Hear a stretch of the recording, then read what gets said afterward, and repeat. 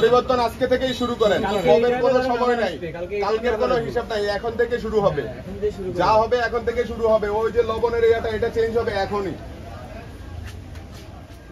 দ্রব্যমূল্য সাধারণ মানুষের ক্রয় ক্ষমতার মধ্যে রাখতে মাঠে নেমেছেন সাধারণ শিক্ষার্থীরা। খুলনা নগরীর রূপসা বাজারে মনিটরিং করতে দেখা গেল একদল শিক্ষার্থী ও স্বেচ্ছাসেবককে।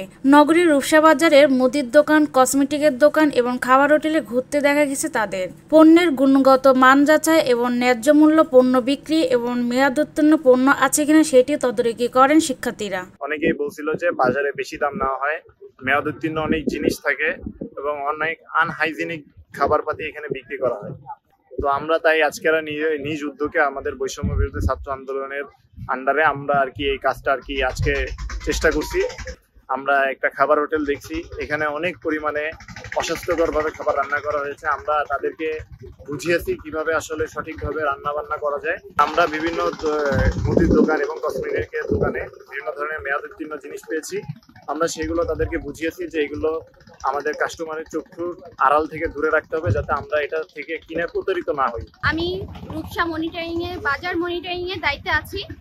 আমি বাজারে হোটেল, দোকান, মুদি দোকানগুলোতে মনিটরিং করে দেখেছি খুচরা পণ্য যেগুলো বিক্রি করছে, যেমন পেঁয়াজ।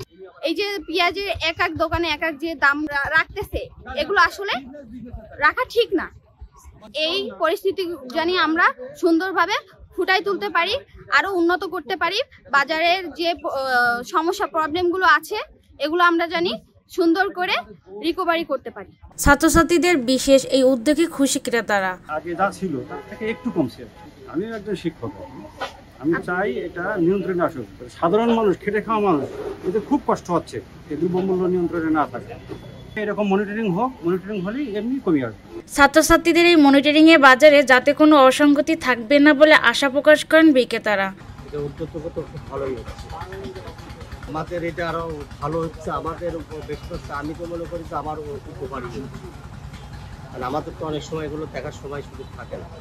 যাতে করে দ্রব্যমূল্য স্বস্তি ফিরে আসে, সেই লক্ষ্যে স্বেচ্ছাসেবক এবং আনসাররা এইভাবেই জনগণের পাশে থাকতে চান। ছাত্ররা যত রকমের এই যে দ্রব্যমূল্যের ঊর্ধ্বগতি নিয়ে যে এটা হয়, এটা যাতে দ্রব্যমূল্যের ঊর্ধ্বগতিটা যাতে কমানো যায়, সেই জন্য ছাত্ররা হচ্ছে যে এই ধরনের বাজার মনিটরিংটা করছে। এই বাজার মনিটরিংটা আমরা এখানে ছিলাম, আমাদের এখানে দায়িত্বে ছিলাম আমরা। তো তাদের যাতে কোনো প্রকার কোনো অসুবিধা যাতে না হয়, কোনো প্রকার অপ্রীতিকর ঘটনার সম্মুখীন যাতে হতে না হয়, সেই কারণে আমরা তাদেরকে সহযোগিতা করেছি। উম্মে উমামা রাত্রি, ভয়েস অফ টাইগার।